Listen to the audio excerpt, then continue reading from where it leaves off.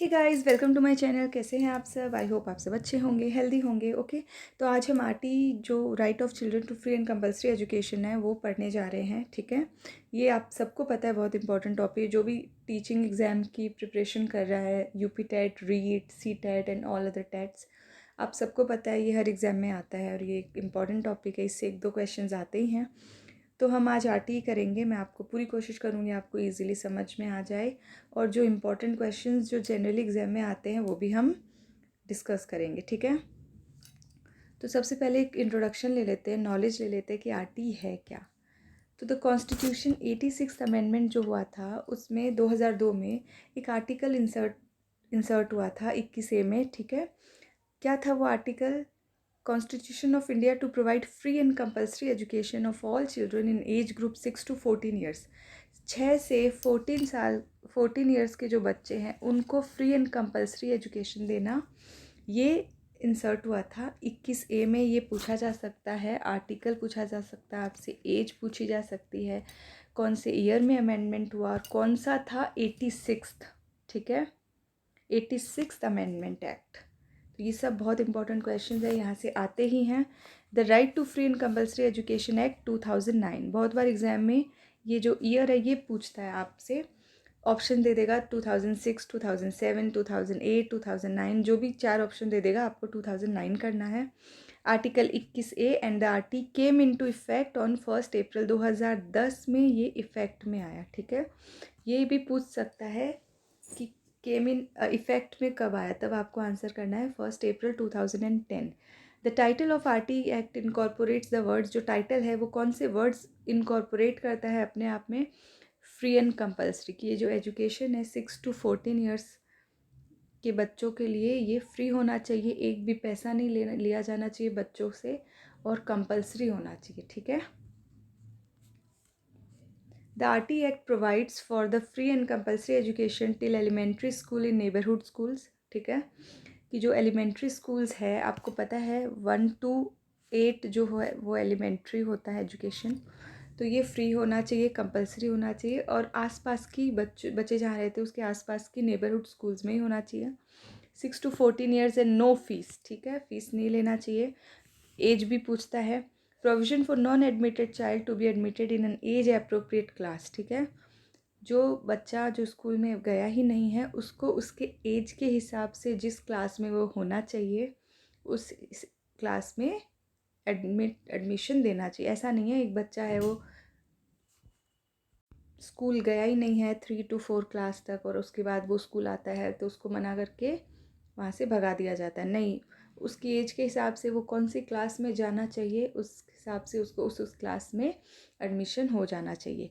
Duties and responsibility है government की, जो आरटी ये जो एक्ट है इसमें सारी है कि क्या ड्यूटीज़ होती है गवर्नमेंट की, क्या रिस्पॉन्सिबिलिटीज़ होती है, लोकल अथॉरिटीज़ की क्या ड्यूटीज़ होती है, parents and sharing financial and other responsibility between the central and state government की जो रिस्पॉन्सिबिलिटी है, ये सब इसमें मेंशन किया हुआ है। ठीक है, पीपल टीचर रेशियो क्या होना चाहिए स्टूडेंट एंड टीचर का, कितने स्टूडेंट्स पे कितने टीचर होने चाहिए, ये सब मैं बताऊंगी आपको। बिल्डिंग एंड इंफ्रास्ट्रक्चर कैसा होना चाहिए, स्कूल वर्किंग डेज कितने होने चाहिए, टीचर वर्किंग आवर्स कितने होने चाहिए, कितने घंटे टीचर वर्क करना चाहिए।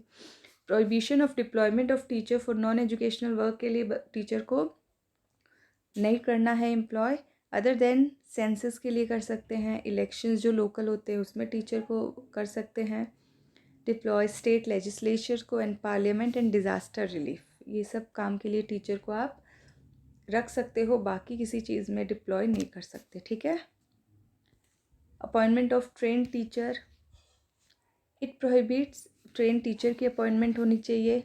It prohibits physical punishment and mental harassment, physical punishment बच्चों को, मेंटल हैरेसमेंट नहीं करना है, स्क्रीनिंग प्रोसीजर एडमिशन के लिए नहीं करना है, कैपिटेशन फ़ी नहीं लेनी है बच्चों से। अगर कैपिटेशन फ़ी ले रहे हो तो आपको उसका बहुत टाइम 3 टाइम्स वापस रिटर्न करना पड़ेगा। ठीक है, ये खिलाफ है, अगर आप ले रहे हो तो उसका 10 टाइम्स आपको चार्ज हो जाएगा। Running of school without recognition, school recognition के खिलाफ नहीं चलाना है, रिकग्निशन के बिना। प्राइवेट ट्यूशन नहीं करनी है टीचर्स को, एंड डेवलपमेंट ऑफ करिकुलम के बारे में भी इसमें बताया गया है। अच्छा, अब मैं आपको थोड़ा इन्फॉर्मेशन दे देती हूँ इसके बारे में जो इम्पोर्टेंट क्वेश्चंस एग्जाम में जनरली पूछे जाते हैं। तो नंबर ऑफ़ टीचर्स कितने होने चाहिए, ठीक है, ये एग्ज़ाम में आता है। नंबर ऑफ़ टीचर्स, ये क्लास 1 to 5 के बारे में बात हो रही है, ठीक है। जो अगर 60 स्टूडेंट्स है उसमें 2 टीचर होने चाहिए, ठीक है। 61 to 90 स्टूडेंट्स है उसमें 3 टीचर होने चाहिए, ओके। अगर 91 से 120 टीचर है तो उसमें 120 स्टूडेंट्स है उसमें 4 टीचर्स होने चाहिए। 121 से 150 स्टूडेंट्स है तो उसमें 5 टीचर्स होने चाहिए। 151 से 200 अगर स्टूडेंट्स है उसमें 5 टीचर एंड 1 प्रिंसिपल होना चाहिए, ठीक है। 5 टीचर एंड 1 प्रिंसिपल। अगर 200 से ज़्यादा स्टूडेंट्स है तो उसमें हर 40 स्टूडेंट पे 1 टीचर होना चाहिए, 40:1, ठीक है। अगर किसी स्कूल में 200 से ज़्यादा स्टूडेंट है तो हर 40 स्टूडेंट पे 1 टीचर होना चाहिए। ऐसा नहीं होना चाहिए कि 50 स्टूडेंट 60 स्टूडेंट पे 1 टीचर है, नहीं, 40 पे 1 होना चाहिए, ठीक है। आई होप आपको ये समझ में आया होगा, ये बहुत इंपॉर्टेंट है, ये जनरल एग्जाम में आते ही हैं। अब हम क्लास 6 to 8 की बात करते हैं। Student teacher ratios class 6 to 8 35:1 होना चाहिए, मतलब हर 35 स्टूडेंट पे 1 टीचर होना चाहिए।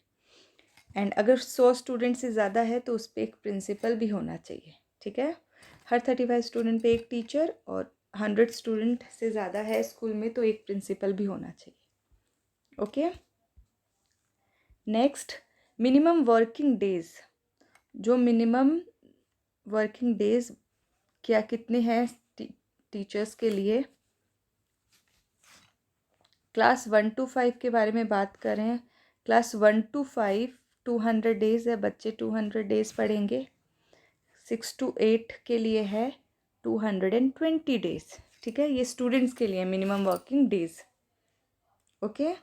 1 to 5 200 days, 6 to 8 220 days. Next, teaching hours. Teaching hours कितने होने चाहिए। टीचिंग आवर्स प्राइमरी के लिए है 800। अपर प्राइमरी के लिए है 1000 टीचिंग आवर्स, ठीक है। ये सब एग्ज़ाम में पूछे जाते हैं, आप ये जानना है। और minimum working hour in a week, minimum working hour in a week, एक हफ्ता में कितना वर्किंग आवर होना चाहिए। ये रीट में आया हुआ है क्वेश्चन, 45 आवर्स, ठीक है, ओके। और जो प्राइमरी लेवल की जो क्लासेस है उनको 4 आवर्स एवरीडे पढ़ाई करनी है स्कूल में, 4 आवर्स होना चाहिए। और जो अपर प्राइमरी है, ठीक है, जो अपर प्राइमरी है उनको 4 आवर एंड 30 मिनट्स स्कूल में पढ़ाई होनी चाहिए उनकी, ओके। एक और चीज़, आरटी में जो आरटीई है इसमें आपको पता है टोटल कितने, ये भी क्वेश्चंस बहुत बार पूछते हैं, टोटल कितने चैप्टर्स है आरटी में। तो आरटी में टोटल चैप्टर्स है 7, ये आपको पता होना चाहिए। 7 चैप्टर्स है, जिसमें चैप्टर 4 है वो सबसे बड़ा चैप्टर है। Chapter 4 is the biggest chapter of RTE, ठीक है। Chapter 4 is the biggest one, okay. 38 sections है, 7 चैप्टर्स, 38 सेक्शंस एंड 1 स्केड्यूल, ये आपको पता होना चाहिए, ये आते हैं एग्ज़ाम में 7 चैप्टर्स। ये सब आप कॉपी डाउन कर लेना, लिख लिख के करोगे तो भूलोगे नहीं कभी भी। एंड स्कूल मैनेजमेंट जो कमिटी है उसमें 50% विमेन होनी चाहिए मेंबर्स एंड 75% पेरेंट मेंबर होना चाहिए, ठीक है। ये भी पूछा जाता है एग्ज़ाम में।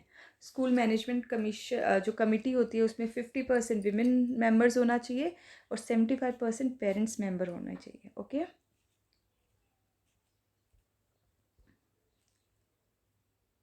और एक और चीज़, जो राजस्थान में आरटी का नोटिफिकेशन अनाउंस हुआ था उसकी डेट भी पूछी जाती है। तो राजस्थान जो रीट दे रहे हैं उनके लिए ये बहुत इम्पोर्टेंट है। 29 मार्च 2011 को आरटीई का नोटिफिकेशन अनाउंस हुआ था और पूरे इंडिया में अप्लाई हुआ था 1 April 2010 except Jammu and Kashmir. Jammu and Kashmir में नहीं हुआ था, ठीक है। नेक्स्ट, तो ये जो मैंने आपको बातें बताई ये बहुत इंपॉर्टेंट है, इनसे क्वेश्चन आते ही आते हैं।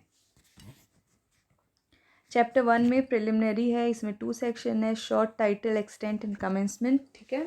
ये सब चीज़ें चैप्टर 1 में आती है। इसका एक्सटेंट आरटी का, इसका नाम जो है right of children to free and compulsory education act 2009, और इसमें ये भी बताया गया है ये जो एक्ट है ये मद्रासा वैदिक पाठशाला एजुकेशनल इंस्टीट्यूट जो रिलीजियस इंस्ट्रक्शन देती है वहाँ एप्लीकेबल नहीं होगा। Defines words and expression use in act, ये चैप्टर 1 में है, ठीक है। चैप्टर 2 में right to free and compulsory education. Chapter 2 में क्या बताया है, जनरली एज बताई है कि जो 6 to 14 ईयर्स के हैं बच्चे उनको कंपल्सरी एजुकेशन देना है, ठीक है। Special provision for children not admitted to और who have not completed education, ठीक है। बच्चे जिनका एडमिशन हुआ नहीं है तो उसको एज अप्रोप्रिएट क्लास में डालना है, ठीक है। तो ये आपसे पूछा जा सकता है कि special provision for children not admitted to और हु हैव नॉट कंप्लीटेड ये कौन से चैप्टर में, तो आपको चैप्टर 2 बताना है। सेक्शन 5 में right of transfer to other school, ठीक है, कि जो बच्चे दूसरे स्कूल में ट्रांसफ़र लेना चाहते हैं तो उनको राइट है टीसी लेने का, ठीक है। अगर कोई स्कूल जानबूझ के टीसी नहीं दे रहा है या देर कर रहा है तो उसके लिए ये सही नहीं रहेगा, ठीक है। उसके अगेंस्ट कंप्लेन कर सकते हो आप। चैप्टर 3 है duties of government local authorities and parents. Government local authority parents की क्या ड्यूटीज़ है। सेक्शन 6 में है duty of appropriate government local authority to establish school, की स्कूल को इस्टेब्लिश करना है। सेक्शन 7 में है sharing of financial and other responsibility share करनी है। सेक्शन 8 में duties of appropriate government. Section 9 में duties of local authority. Section 10 में duty of parent and guardian. Section 11 में appropriate government for providing pre school education, ठीक है। Section 4 जो सबसे बड़ा है, इसमें बहुत सारे सेक्शंस हैं। इसमें बताया है responsibilities of schools and teacher. बहुत बार ये टाइटल भी दे देता है और पूछता है ये कौन से चैप्टर के हैं। चैप्टर 13 में है no capitation fee and screening procedure. अगर आप कैपिटेशन फ़ी ले रहे हो तो आपको उसका 10 टाइम्स चार्ज होगा, मतलब आप जितना ले रहे हो उससे 10 गुना ज़्यादा आपको देना पड़ सकता है। Proof of age for education, ठीक है।